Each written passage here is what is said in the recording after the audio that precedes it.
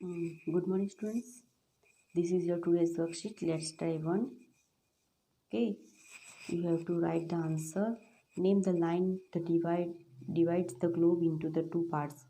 जो ग्लोब को two part में डिवाइड करती है उसको हम क्या बोलेंगे? Equator. Okay. The upper half globe, जो अपर का पार्ट है उसको क्या बोलेंगे? Northern hemisphere. और जो लोअर का पार्ट है उसको क्या बोलेंगे? साउथर्न हेमिस्फीयर. और जो northernmost point of the globe है उनको क्या बोलेंगे? North pole. और जो साउथर्न मोस्ट पॉइंट है उसको क्या बोलेंगे? South pole. Okay. Are this point slightly flat? क्या ये जो पॉइंट है वो फ्लैट है थोड़े? तो बोलेंगे yes. Okay. Then after filling the blanks, suitable words. Okay, so you have to, in the same way the earth can also divided into two equal halves by a line. तो जो line है उसको हम क्या बोलेंगे? Equator. Okay. The equator is not a real line, वो सिर्फ imaginary है. Okay.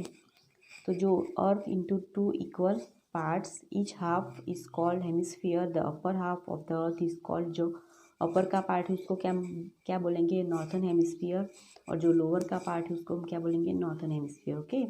The northern most point of the earth is in the northern hemisphere and is called, जो नॉर्थर्न हेमिस्फीयर है उसको क्या बोलते हैं? नॉर्थ पोल बोलते हैं. और जो साउथर्न हेमिस्फीयर है उसको हम क्या बोलेंगे? South pole. Okay. Look at figure number 3. You will observe that the earth is the widest at the equator and the slightly flat at the poles. कि जो अर्थ है वो वाइडेस्ट है, मतलब यहाँ से बहुत ही, मतलब जो इक्वेटर का भाग है वो बहुत ही थोड़ा, मतलब गोलाई है उसकी. और जो जो यहाँ पे है वो थोड़ा फ्लैट है. Okay. Then after you have to let's try to underline the correct words in this statement. Incorrect word, जो इनकरेक्ट वर्ड है उनके नीचे अंडरलाइन करनी है. और write the correct words about the incorrect word. और जो इनकरेक्ट वर्ड है और उसकी जगह पे क्या लिखना है? Correct word. तो the equator is a real line on the earth. वो रियल लाइन नहीं है, वो सिर्फ एक इमेजिन है. हम लोग इमेजिन करते हैं कि वो एक लाइन बनी हुई है. The northern hemisphere is the largest then the southern hemisphere. तो वो नॉर्थर्न हेमिस्फीयर साउथ हेमिस्फीयर से लार्ज नहीं है, वो कौन से है? इक्वल है दोनों. Okay. The earth is flat at the equators. नहीं, फ्लैट कहाँ से है? जो उसके पोल्स है वहाँ से फ्लैट है. Okay. The earth is widest at the equator. Poles से वाइडेस्ट नहीं है, इक्वेटर से वाइडेस्ट है. Okay. Describe the shape of the earth.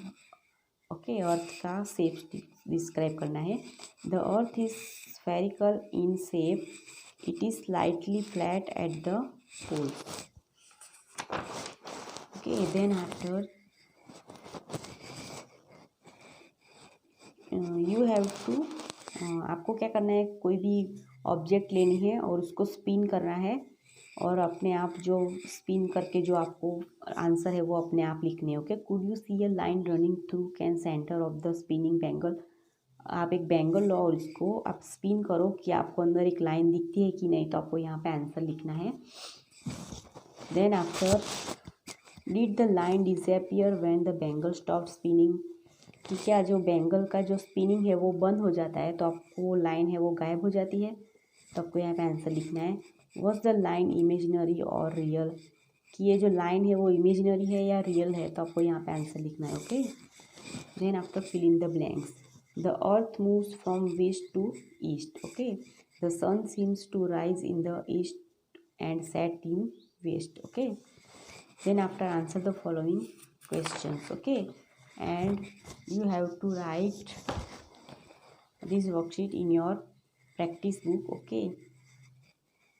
So यहाँ पे दिया हुआ है, एक अर्थ दिया है तो आपको दिखाना है यहाँ draw and mark the equator. देखो यहाँ पे इक्वेटर दिखाना है. Then after mark the northern part and southern hemisphere. यहाँ पे नॉर्थर्न हेमिस्फीयर और southern hemisphere. Then north pole and south pole. And my turn 3. आपको डायग्राम यहाँ पे ड्रॉ करना है. ओके. एक्सिस, और उसमें एक्सिस दिखानी है कि जो टिल्ड है मतलब इतना झुकी हुई है. ओके. Thank you.